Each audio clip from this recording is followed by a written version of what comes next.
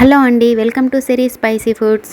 ఈరోజు మనమైతే స్వీట్ చేసాము. ఇంట్లో ఉండే వాటితోనే మనకు స్వీట్ తినాలనిపించినప్పుడు ఇలా ఇన్స్టెంట్గా అప్పటికప్పుడైతే మనం స్వీట్ చేసుకొని తింటే చాలా బాగుంటుంది. ఇప్పుడైతే లేట్ చేయకుండా ప్రిపరేషన్ చూసేద్దాము. ముందుగా అయితే ఒక చిన్న ప్యాన్ పెట్టేసుకొని 5 టేబుల్ స్పూన్ల నెయ్యిని అయితే వేసుకుంటున్నాను. ఇందులోకి మనకు నెయ్యి అనేది కొంచెం ఎక్కువగా పడుతుంది. సో 5 టేబుల్ స్పూన్లు అయితే వేసుకున్నాను. ఇంకా మీకున్న అవైలబుల్లో ఉన్న డ్రై ఫ్రూట్స్ని ఇందులో యాడ్ చేసుకోవచ్చు.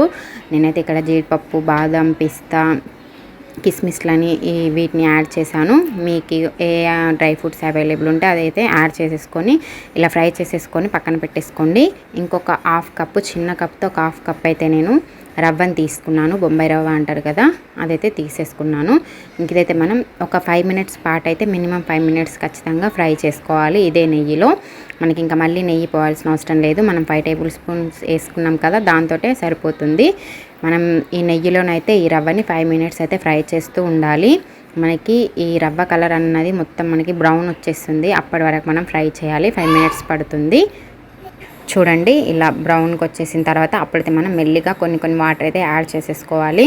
హాఫ్ కప్పు రవ్వని తీసుకున్నాం కదా, మనం ఒక 2 కప్స్ వాటర్ అయితే పోసుకోవాలి ఇది ఉడకడానికైతే.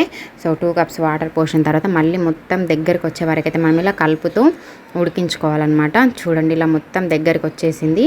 మనం ఏ కప్పుతో అయితే రవ్వని తీసుకున్నామో అదే కప్పుతో అంతే సైజులో మనం బెల్లాన్ని తీసుకోవాలి. ఇక్కడ మీకు బెల్లం అవైలబుల్లో లేకుంటే షుగర్ అయినా తీసుకోండి.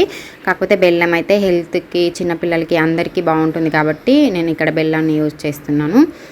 ఇంకా బెల్లం మొత్తం కరిగిపోయే వరకు మనం ఇలా ప్రెస్ చేస్తూ ఒకసారి బాగా కలిపేసుకోవాలి. చూడండి, మొత్తం కలిపేసుకొని ఇంకొక 1 మినిట్ తర్వాత జాజికాయని తీసుకుంటున్నాను. కొంచెం ఇలా రఫ్ చేసేసి కొంచెం చిటికెడు పొడి అయితే తీసేసుకుంటే సరిపోతుంది. ఇంకొకసారి బాగా కలిపేసుకొని అలాగే ఒక హాఫ్ టేబుల్ స్పూను యాలకుల పొడిని కూడా తీసుకుంటున్నాను. మనకు ఏ స్వీట్లలోనైనా యాలకుల పొడి ఫ్లేవర్ బాగుంటుంది కదా, తప్పకుండా తీసుకోండి. ఇంకా లాస్ట్కి ఫ్రై చేసి పెట్టుకున్న డ్రై ఫ్రూట్స్ని వేసేసుకొని ఒకసారి బాగా మిక్స్ చేసేసుకుంటే మనకి ఇంట్లో ఉండే వాటితోనే చాలా ఈజీగా స్వీట్ అయితే రెడీ అయిపోయింది. చాలా బాగుంటుంది. నేను యూజ్ చేసిన ఇంగ్రీడియంట్స్తో ఇలా ఒకసారి ట్రై చేయండి, చాలా బాగుంటుంది. మీకు కూడా ఎలా కుదిరిందో కామెంట్ సెక్షన్లో కామెంట్ చేయండి. ఈ వీడియో నచ్చితే మీకు తప్పకుండా లైక్ చేయండి, షేర్ చేయండి, సబ్స్క్రైబ్ చేసుకోండి. లైక్ చేయడం మర్చిపోకండి. Thank you for watching.